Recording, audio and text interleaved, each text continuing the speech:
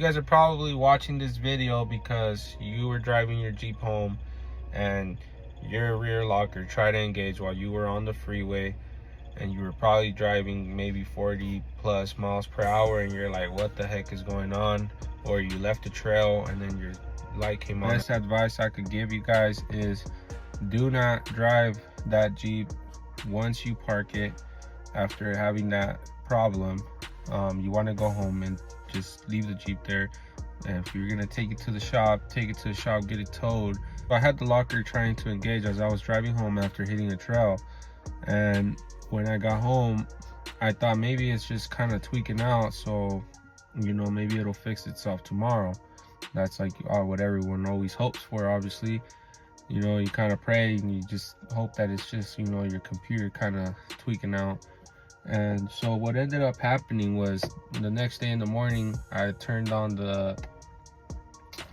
my vehicle and I turned on my Jeep, and I noticed that the light wasn't blinking no more. I drive this car thinking that I had just an error with my, you know, computer maybe, and boy was I wrong. As soon as I drove that thing, the light came on again, it started blinking, and that's when I heard the loud metal snapping sound, just clink. You know, I knew that shit was done. I knew it was expensive fix.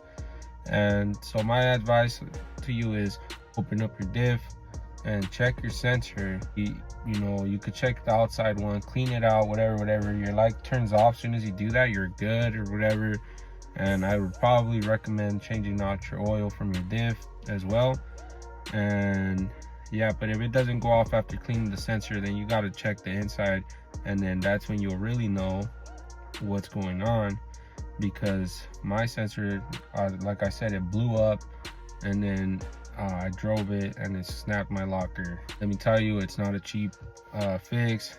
You have to replace your locker, and you have to replace your axles. If you have a Mojave Gladiator, if you have the Mojave, you have to replace your axles.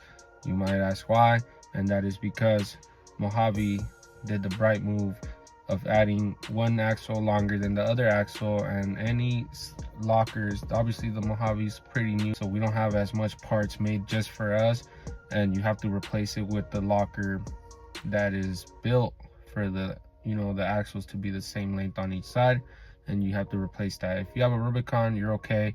You just got to replace your locker. And depending the locker you go with, if you go with an ARB, you will need a dual compressor, so they're going to charge you for a dual compressor, the mount, and your locker. So don't drive it, leave it parked.